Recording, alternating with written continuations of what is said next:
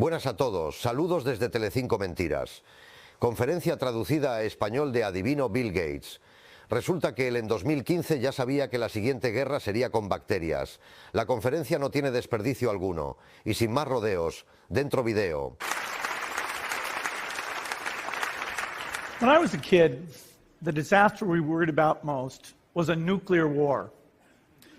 That's why we had a barrel like this down in our basement, filled with cans of food and water. When the nuclear attack came, we were supposed to go downstairs, hunker down, and eat out of that barrel. Today, the greatest risk of global catastrophe doesn't look like this. Instead, it looks like this. If anything kills over 10 million people in the next few decades, it's most likely to be a highly infectious virus rather than a war. Not missiles, but microbes. Now, part of the reason for this is that we have invested a huge amount in nuclear deterrence. We've actually invested very little in a system to stop an epidemic. We're not ready for the next epidemic. Let's look at Ebola. I'm sure all of you read about it in the newspaper. Lots of tough challenges. I followed it carefully through the case analysis tools we use to track polio eradication. And as you look at what went on, the problem wasn't that there was a system that didn't work well enough. The problem was that we didn't have a system at all. In fact, pretty obvious key missing pieces. We didn't have a group of epidemiologists ready to go who would have gone, seen what the disease was, see how far it had spread. The case reports came in on paper. It was very delayed before they were put online, and they were extremely inaccurate. We didn't have a medical team ready to go. We didn't have a way of preparing people. Now, Médecins Sans Frontières did a great job orchestrating volunteers, but even so, we were far slower than we should have been getting the thousands of workers into these countries. And a large epidemic would require us to have hundreds of thousands of workers. There was no one there to look at treatment approaches, no one to look at the diagnostics, no one to figure out what tools should be used. As an example, we could have taken the blood of survivors, processed it, and put that plasma back in people to protect them. But that was never tried. So there was a lot that was missing. And these things are really a global failure. The WHO is funded to monitor epidemics, but not to do these things I talked about. Now, in the movies, it's quite different. There's a group of handsome epidemiologists ready to go. They move in, they save the day, but that's just pure Hollywood. The failure to prepare could allow the next epidemic to be dramatically more devastating than Ebola.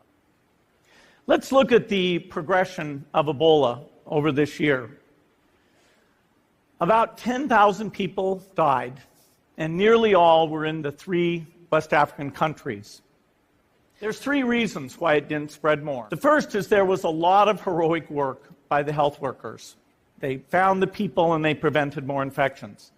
The second is the nature of the virus. Ebola does not spread through the air. And by the time you're contagious, most people are sick that they're bedridden. Third, it didn't get into many urban areas, and that was just luck. If it had gotten into a lot more urban areas, the case numbers would have been much larger. So next time, we might not be so lucky. You can have a virus where people feel well enough while they're infectious that they get on a plane or they go to a market. The source of the virus could be a natural epidemic like Ebola, or it could be bioterrorism. And so there are things that would literally make things 1,000 times. In fact, let's look at a model of a virus spread through the air like the Spanish flu back in 1918. So here's what would happen. It would spread throughout the world very, very quickly. And you can see there's over 30 million people die from that epidemic. So this is a serious problem. We should be concerned. But in fact, we can build a really good response system. We have the benefits of all the science and technology that we talk about here. We've got cell phones to get information from the public and get information out to them. We have satellite maps where we can see where people are and where they're moving. We have advances in biology that should dramatically change the turnaround time to look at a pathogen and be able to make drugs and vaccines that fit for that pathogen. So we can have tools, but those tools need to be put into an overall global health system, and we need preparedness.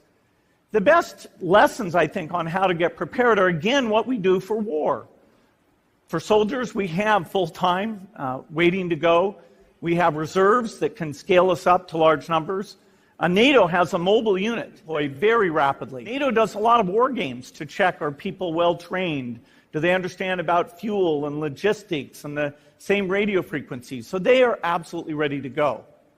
So those are the kinds of things we need to deal with an epidemic. What are the key pieces? First is we need strong health systems in poor countries. That's where mothers can give birth safely, kids can get all their vaccines, but also where we'll see the outbreak very early on. We need a medical reserve corps. Lots of people who've got the training and background who are ready to go with the expertise. And then we need to pair those medical people with the military, taking advantage of the military's ability to move fast, do logistics, and secure areas. We need to do simulations, germ games, not war games, so that where the holes are. The last time a germ game was done in the United States was back in 2001, and it didn't go so well. So far, the score is germs 1, people 0. Finally, we need lots of advanced R&D in areas of vaccines and diagnostics. There are some big breakthroughs, like adeno-associated virus, that could work very, very quickly. Now, I don't have an exact budget for what this would cost, but I'm quite sure it's very modest compared to the potential harm. The World Bank estimates that a worldwide flu epidemic, global wealth will go down by over $3 trillion, and we'd have millions and millions of deaths. These investments offer significant benefits beyond just being ready for the epidemic. The primary health care, the R&D, those things would reduce global health equity and make the world more just as well as more safe. So I think this should absolutely be a priority. We don't need to panic. We don't have to hoard cans of spaghetti or go down into the basement. We need to get going because time is not on our side. In fact, if there's one positive thing that can come out of the Ebola epidemic, it's that it can serve as an early warning, a wake-up call to get ready. If we start now, we can be ready for the next epidemic. Thank you.